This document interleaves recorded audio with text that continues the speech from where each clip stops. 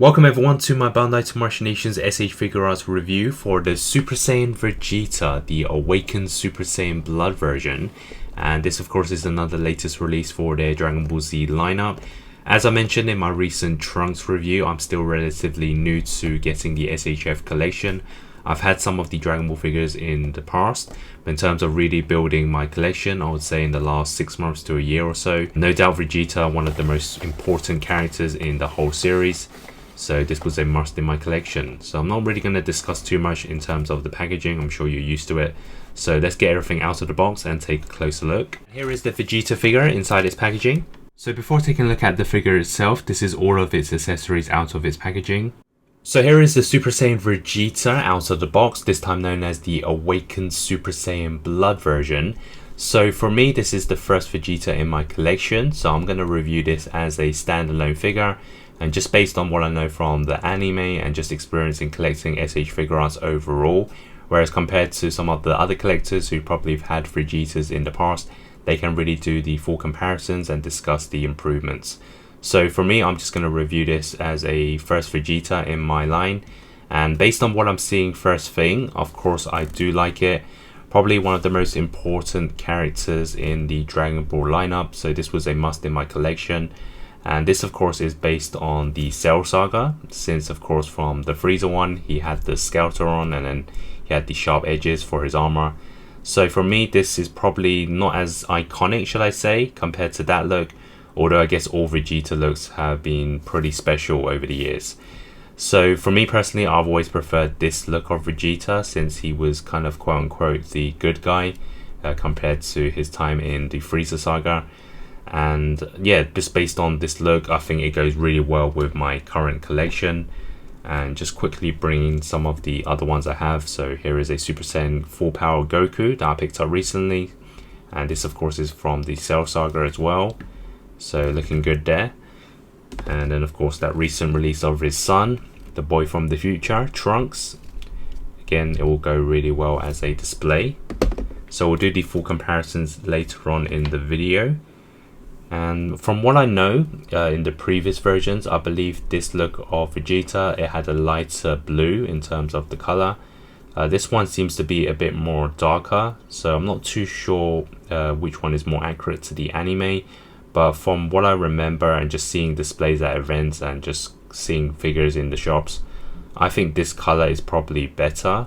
I just think the darker blue is slightly, it stands out a bit more in terms of a display, whereas the previous one had a bit more of a fade out. But of course again, I can't really fully compare it since I don't have that figure on me.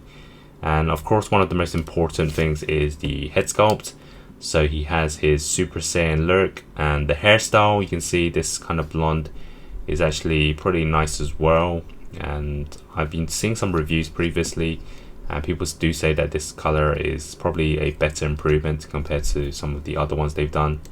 But of course it's really kind of just your self-opinion. It's kind of personal preference, I guess, for your Super Saiyan hairstyle. And right now the face sculpt is a kind of normal looking one. I would say the accuracy is pretty good. Maybe it could be better, I'm not sure. But I guess they've got so much experience in making Vegetas, you can't really go wrong with this. And the rest of it just looks pretty good as a standalone figure. So there's not really much to say other than my first impressions. Of course I can't really do the comparisons with the previous Vegetas, so I guess the next thing would be to do the articulation, and then we'll move on to the accessories. So now let's test out the movement of the Vegeta figure, starting off with the head sculpt, which should be standard. So it can go left and right and then rotate round and round if you want. And it can also tilt side to side. There's also rotation, and the neck also moves. And then for the arms, they go side to side, of course, no problem. And then it goes forwards and backwards. And there's also full rotation to go upwards and downwards. And then we have the biceps, which has a full swivel. And there's also the arm bend. And then for the hands, there's rotation. And there's also a hinge as well. And then for the body, so it's split into two, so it can go side to side, and it can also tilt left and right slightly, and then we have the crunch, and then backwards, although it does create a sort of gap here.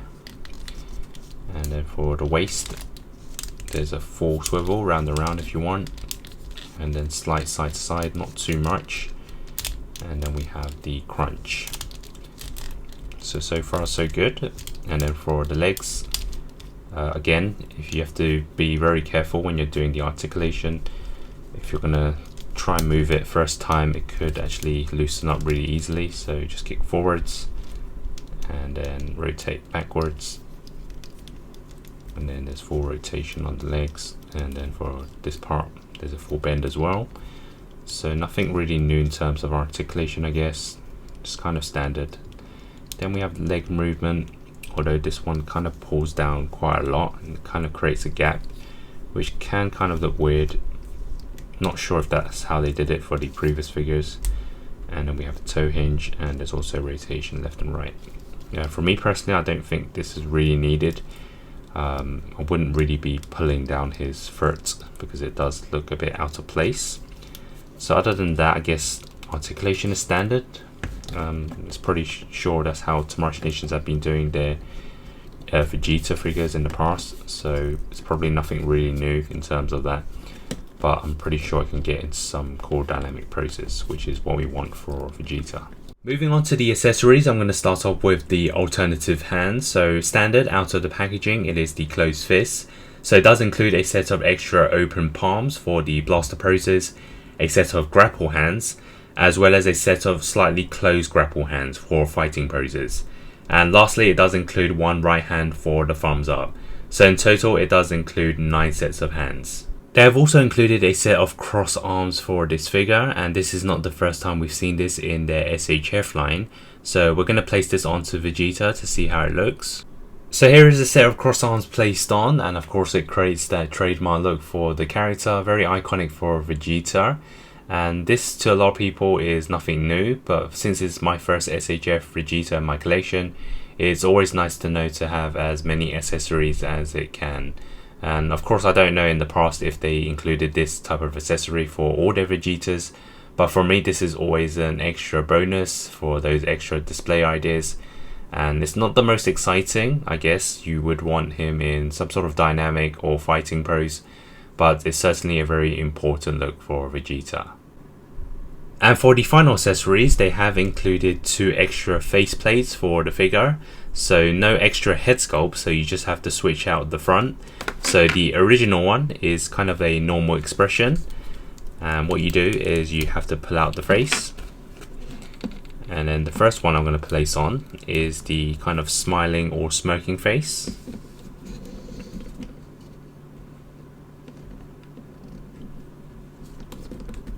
And then the other one is the angry face for the fighting pose.